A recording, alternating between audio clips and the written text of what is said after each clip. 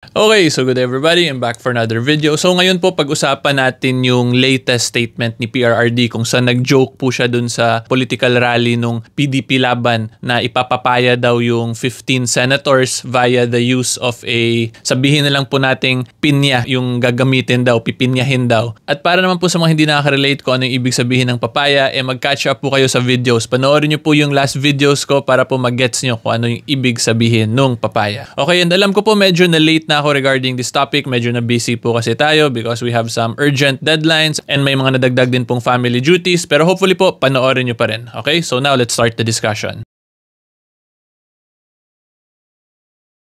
So unang-una po, para mas maintindihan nyo talaga, mag-discuss po muna ako ng fundamental or basic principles of criminal law natin. So i-discuss ko po is the classification of criminal laws, specifically yung tungkol po sa mala in se crimes. At ang ibig sabihin po ng mala in se crimes, ito po yung mga tipo ng krimen kung saan by the very nature po of the action, it is inherently wrong. Therefore, ang isa po sa kailangan mapakita ng prosecution in crimes like this is dapat po ma-establish yung criminal intent beyond reasonable doubt ng akusado. Okay, so ulitin ko po. Ang mala in se crime po, ang classification po ng mala in se, ibig sabihin yan is the act itself by the very nature is wrong. At dahil po dyan sa classification na yan, kailangan po mapakita ng prosecution by proof beyond reasonable doubt yung criminal intent ng isang akusado in relation po dun sa ginawa niyang krimen, ha? Okay? So ngayon, punta naman po tayo kung ano nga ba talaga ang sedition at inciting to sedition. So ang crime po of sedition is a crime po kung saan po by the use of force, intimidation, or any other illegal method. At yung objective po ng krimen na to is political in nature in the sense na ang mga methods po or ways na pwede itong makomit makaapekto po sa government natin. Okay? Hindi ko na po explain isa-isa kasi medyo technical po at haba masyado. Basta tandaan lang po ninyo when it comes to inciting to sedition, ang actions po dyan ng tao is may ginamit silang force, intimidation, or any other illegal means kung saan po yung objective nila or yung mga ginawa po nila ay makaapekto sa government natin or sa mga public officers or employees. At ngayon, punta naman po tayo sa inciting to sedition. So, in summary po, yung inciting to sedition, ito naman po yung krimen kung saan ang isang tao po without directly participating in the performance of the seditious act, siya po yung nag-incite or parang nakumbinsi po niya yung mga iilang tao para gumawa ng mga seditious actions as provided po dun sa revised penal code. And one of the ways po para makomit to is via conducting or giving out speeches po. Okay? So again, inciting to sedition, ito po yung krimen kung saan yung isang tao did not directly participate in the commission of the seditious act. However, he was the one who instigated or incited others to perform the seditious actions as provided po ng revised penal code. So ngayon po na-explain ko na yung mga legal principles na yun at na-explain ko na kung anong sedition and inciting to sedition. Ngayon, panoorin po talaga natin kung ano ba yung actual statement ni former President Rodrigo Duterte para po magka-idea kayo kung tingin ba ninyo inciting to sedition talaga yung sinabi niya. Okay, so panoorin po natin. Okay, so kung nandyan pa po kayo, sa tingin ko nag-e-enjoy naman po kayo sa video ko. So this will be a quick reminder lang po kung nasa YouTube kayo, huwag nyo po sana kalimutan mag-subscribe. Kung nasa Facebook or TikTok po kayo, huwag nyo kalimutan mag-follow. So sa YouTube po pala, 80,000 plus subscribers na tayo. So hopefully po makasubscribe kayo kasi pag nag 100,000 subscribers po tayo, magse-celebrate po tayo by conducting a live video kung saan mag-ano po tayo. Pwede po tayo magmaritesan, tapos pwede ko rin po sagutin yung mga legal and or personal questions na itanong ninyo sa akin. Okay, ngayon balik po tayo sa discussion. Ngayon, marami kasi sila. Ano dapat ang gawin natin? Yung mga senador ngayon para mabakante. Ng mga 15 na senador, pasok na tayo lahat. Okay. Pero kawawa naman. Pero nakakainis kasi yung, hindi naman lahat. Pero sabi nga, talking of opportunities, the only way to do it is to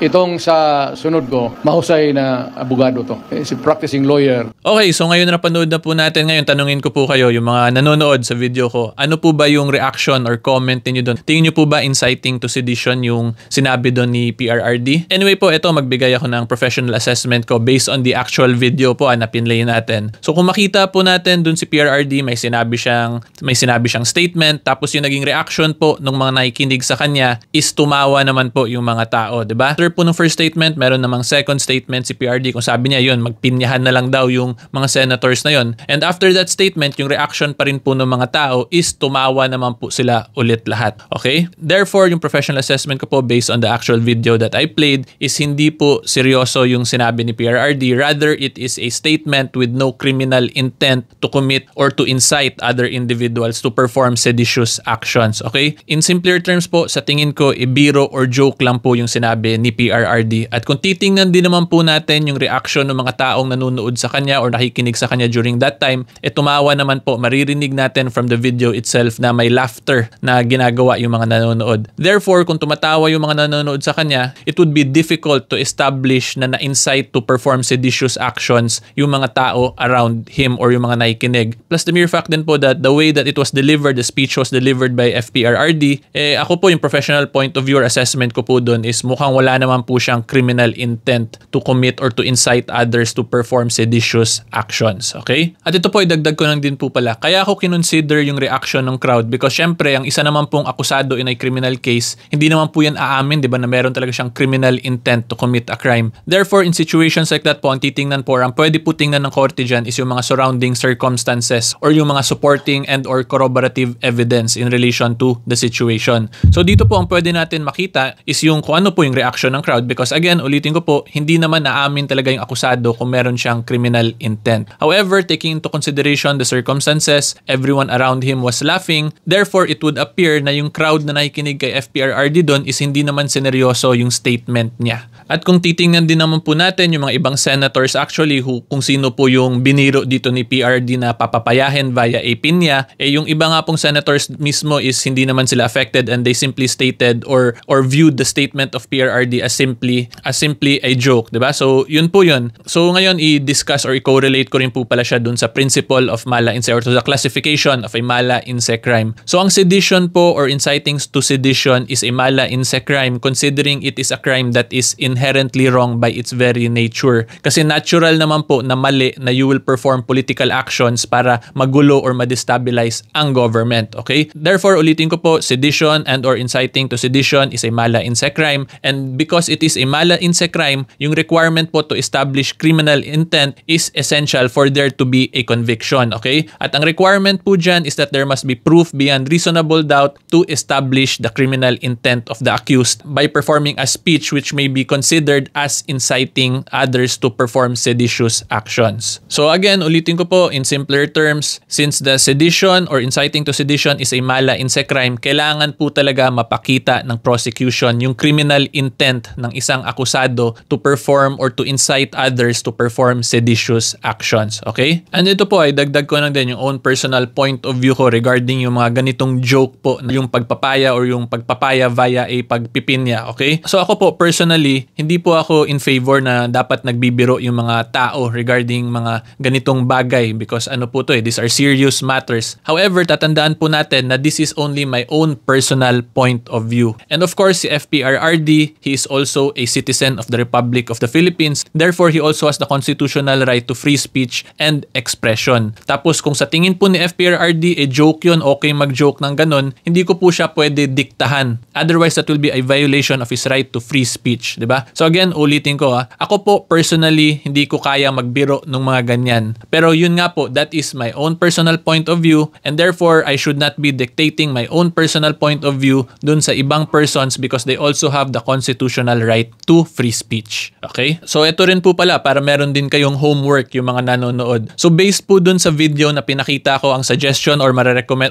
homework ko po pala sa inyo is ipakita nyo po yun sa mga kakilala or mga kaibigan ninyo tapos tanungin nyo po sila kung ano ba yung reaction nila doon, kung tingin ba nila joke yun or seryoso ba talaga yung ganong statements ni FPRRD. And isa pa pong rule natin pag gawin nyo po tong assignment ninyo is pag panoorin po ninyo, make sure po na wala kayong bias. Diba? Huwag nyo po tingnan because you are against PRRD or you are pro FPRRD. In other words, tingnan nyo po siya as an unbiased observer lang po ng nangyayari ditong mga political speeches or political issues sa bansa natin. Tapos after nyo po ma-establish na you are clearly unbiased, panoorin nyo po yun, ipakita nyo po yun sa mga kaibigan ninyo. Tapos kayo po mag-discuss among yourselves kung ano ba ang tingin ninyo. Is that a joke or talaga bang may criminal intent to perform the crime of inciting to sedition? Okay, so yan po yan. Balita hulaan nyo po ako sa comment section kung ilan po yung tingin ninyo or kung ilan po yung sa mga kaibigan or sa kakilala ninyo yung nagsabi na joke lang yun or hindi yun siya joke. Tapos from there, I'm assuming makikita po natin kung ano ba talaga yung perception ng public regarding this statement ni PRRD or ni FPRRD po. And ito po, additional discussion regarding this topic. So one of the common follow-up issues po na nakikita ko or binibring up regarding this issue is yung mga ganito daw pong biro ni FPRRD is hindi daw po yan siya pwede gawin or i-treat lang as a joke kasi paano daw po kung meron talagang ibang taong nakikinig na biglang yun nga may ginawa silang mga criminal actions. At yung sagot ko lang po dyan sa ganyang issue, if there will be a third person or another person who will actually commit certain crimes, ang remedy po dyan ng police force natin or any other concerned citizen is to file a case directly against the author of that crime na ginawa niya. So in other words, ang point ko po dito is kung meron pong isang tao, gumawa siya ng let's say the crime of papaya at yung pag-interview po sa taong yun, sabi po niya na ginawa niya yung krimen na papaya na yun because of the speech daw ni FPRRD. In that situation po, ang proper talaga remedy is kasuhan lang directly yung tao. And dito po papasok ngayon yung commonly na narinig po natin or yung legal principle na guilt is personal, 'di ba? Kasi yung author po nung crime of papaya na yun is yung third party, therefore siya po yung dapat kasuhan, okay? So again, dito po papasok yung general principle na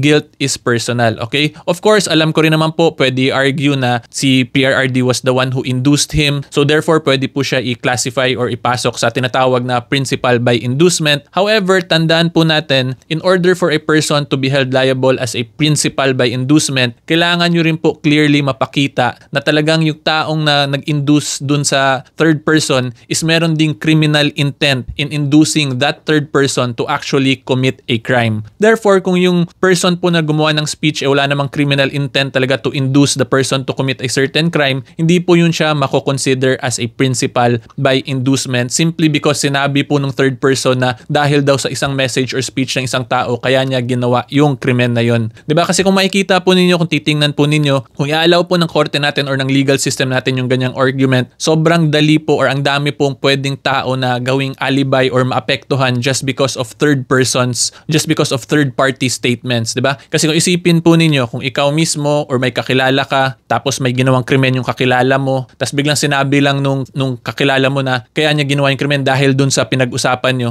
Kung ikaw wala ka naman talagang criminal intent to induce him to commit that crime, hindi naman automatic yun, ikaw madadamay na rin, di ba? And dyan po ngayon, again, papasok yung principle na guilt is personal, di ba? Because again, ulitin ko po, kung papayagan po ng legal system natin, ng criminal law principles natin na pwede ka lang magturo randomly dun ng mga persons na nag-induce sa'yo, di sobrang gugulo po yung talaga natin, yung criminal justice system natin. Kasi sobrang dami pong taong pwede na lang i-involve basta-basta in a crime even though wala po silang direct involvement. Okay? Okay, so hopefully klaro yun guys. If you like legal educational videos sa current events, follow lang po kayo sa akin sa social media. Until next time, see you all po. Bye-bye!